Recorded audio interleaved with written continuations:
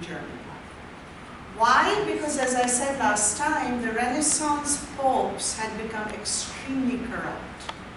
And they lived lavishly as kings and princes.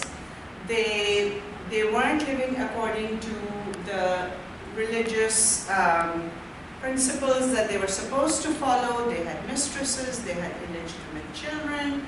And so there was naturally a reaction against Catholicism, particularly in the countries that were away from the power center of the popes. So the Pope in Rome was extremely powerful, and people could not rise up against him in Rome or in the rest of Italy. But elsewhere in Europe, they were becoming extremely disillusioned with the way that the Pope was heading the church. And the watershed moment came when, in order to raise the papal army, because the popes were politically very ambitious and they waged wars, to raise money for the papal army, the Pope, well, it was a practice that wasn't just limited to that particular Pope at the time of Martin Luther, but the popes, in order to raise armies, had been doing this for decades. They would send out missionaries to sell indulgences. Indulgences were forgivenesses.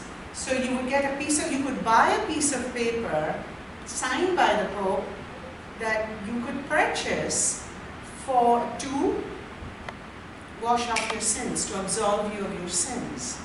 So these missionaries were sent out throughout Europe to sell these indulgences and raise the money which would come back to the Pope in the Vatican, Rome.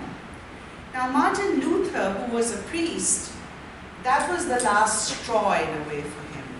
So he just, he just completely reacted against that, and he, nailed his objections to the door of the church. And the point that he made was, why do we need the Pope to be Christians?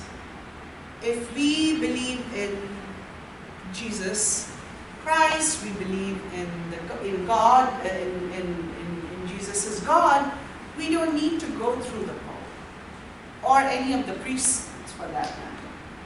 So this was sort of the foundation, the formation of the Protestant Reformation, which takes place in Germany.